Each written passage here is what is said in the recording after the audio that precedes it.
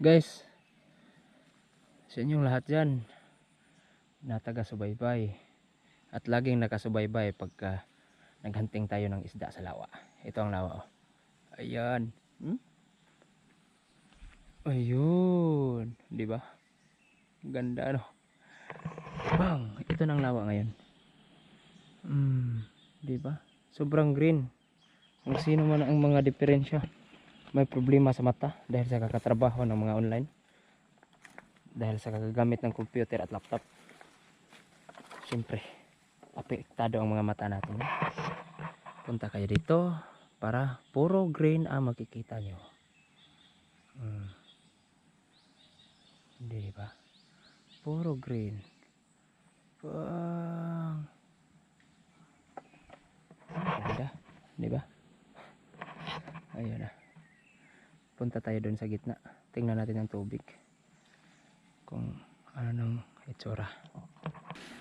Hindi na lang siguro tayo pupunta doon, guys. Dito na lang natin titingnan dahil sobrang init doon eh. Wala akong dalang tubig na mainom. Baka uhawin pa. Tapos yung uwian malayo pa. Yan ang ganda, oh. Ganda. Ang maganda nito yung magpalipad ng saranggola siguro, no, pagka summer.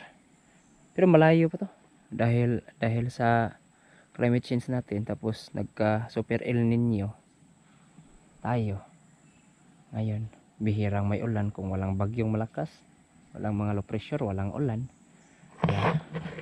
Laging ganito to, walang tubig siguro. Ganda siguro mamingwit, no?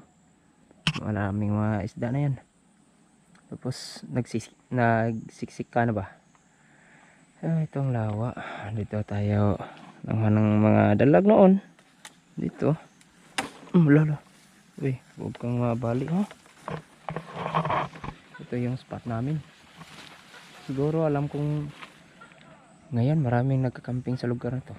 Dito sa lawa. Ganda talaga. Gandang tingnan eh.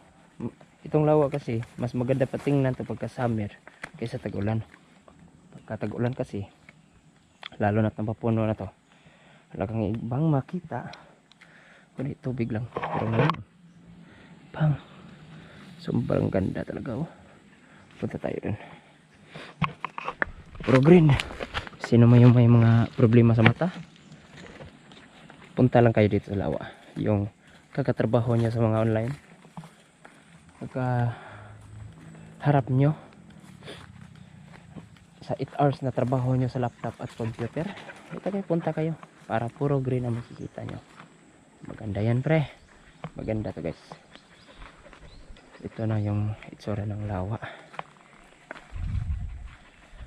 Yan, uwi siguro tayo. Punta tayo din. Yan, na-update ko sa inyo yung lawa. Ito yung spot namin dito. Dito sa likod ng mga punong yan. Dito kami natutulog talaga. Dito kami nagluluto. Dito kami nagjamming-jamming. Yun. Ngayon, puro damo na to. At wag lang kayong padalos-dalos, ha. Dahil madamo na. Yung cobra, nandyan yan. Nasa mga damo-damo nakatira. Kaya wag padalos-dalos sa pag-apak. Lalo na pag ganito. Kahit magkakailan kayo ng mga bulate para pangpain, ugaliin talagang magsalisi. Titingnan ang lugar. Pag-apak sa mga damo, tingnan muna bago kayo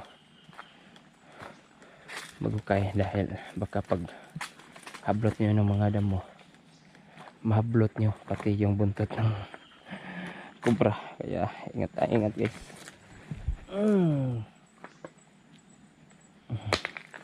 Tingin-tingin sa bato, baka may nakakapit na, nung tawag nito, ginto. Mahal pa naman ang gramo ng ginto ngayon. Kaya yun.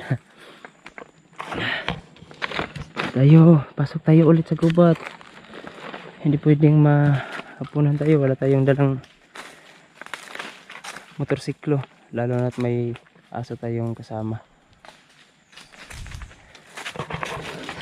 Noon kasi guys, dito sa gubat talaga trabaho ko maghunting ng mga labuyo, yan, bayawak, yan. Nagdadala ako, lagi ako may dalang ang tawag nito, ayan, may hinahanap na naman yan, may naamoy na naman, lagi ako may dalang airgun. Pero napagtanto ko talaga, mas maganda palang tingnan yung gubat na may maraming bayawak. Yung ibon hindi ko fan yan eh, hindi ko idol yung ibon. Mas paborito ko yung bayawak at saka manok, labuyo. Pero mula nung nag-vlog ako, mga manok na lang. Pagka makahuli ako ng manok, naghunting ako manok, makakuha, yan na lang yung dinadala ko sa amin. Pero yung pagkabayawak, hinayaan ko na lang yan. Kahit mahabol pa ng aso, makaakit ng puno, siyempre hindi lilipad yan. Pwede namang barilin, pero hindi ko na ginagawa yan. Hindi na tulad nun. Kaya yan, napasok na naman. Yan, sobrang mas maganda yung nandyan yung ina niya, matitrain siya. Dahil yung itong si Burger kasi pangpangangaso namin yan nun eh. Target ni Burger kasi mula ng manok na labuyo talaga. Hindi niya din gusto yung bayawak, hindi niya gusto. Iiwan niya pagkapapasok sa butas o di kay aakyat ng puno. Hindi tulad ng mga nauna namin mga ano na oh.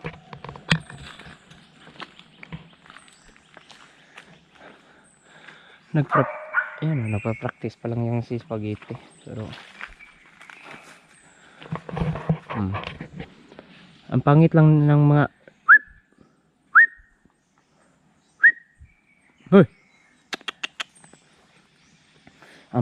ang pangit lang nitong mga asong to pagka habol sila na makaamoy pa lang sila ng mga amoy ng labuyo. Yan. Sinusundan nila yung amoy pero tumatahol na. Hindi tulad ng mga nauna namin mga aso na wala lang. Sunod-sunod lang. Saka lang sila tatahol pagka may makita na. Itong mga asong to tatahol kasi kahit amoy pa lang yung sinusundan nila. So ano na guys, langka oh, ganda siguro panghumba niya no, sobrang kinis pa. Dalawa